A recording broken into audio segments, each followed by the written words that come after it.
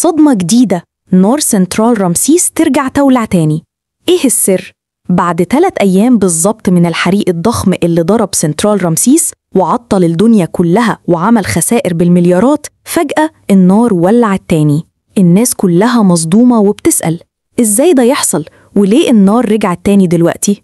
الحقيقة اللي حصل ده مش غريب على أي حد بيفهم في الشبكات الكبيرة أو مراكز البيانات.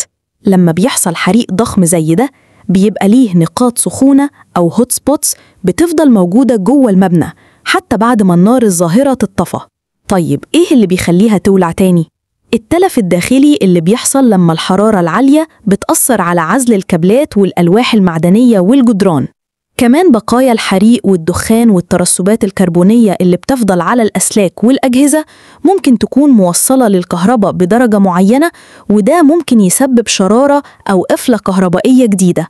غير كده المية اللي بيستخدمها رجال المطافي ساعات بتوصل لأماكن حساسة جوه السنترال زي لوحات التوزيع أو أجهزة الفايبر، ولما المية دي تفضل موجودة ومع السخونة أو لما يرجعوا يوصلوا الكهرباء ممكن تعمل قفلة وتشعل حريق جديد. وفي سبب تاني مهم، إن في كابلات أو أجهزة بتكون اتعرضت لحرارة عالية جداً وبيحصل فيها ضعف داخلي مش بيبان، وأول ما الكهرباء توصل لها تاني بتبدأ تسخن وممكن تولع. علشان كده لما بدأوا يعيدوا توصيل الكهرباء تدريجياً عشان يجربوا يشغلوا الأجهزة، ظهر تسريب أو شرارة في مكان كان متأثر من الحريق الأول، وده اللي ولع النور تاني. الحريق التاني ده حجمه ضعيف جدا مقارنة بالأول، لكنه بيكشف إن السنترال لسه محتاج شغل ضخم جدا في الصيانة والفحص والتأمين قبل ما يرجع يشتغل بكامل طاقته.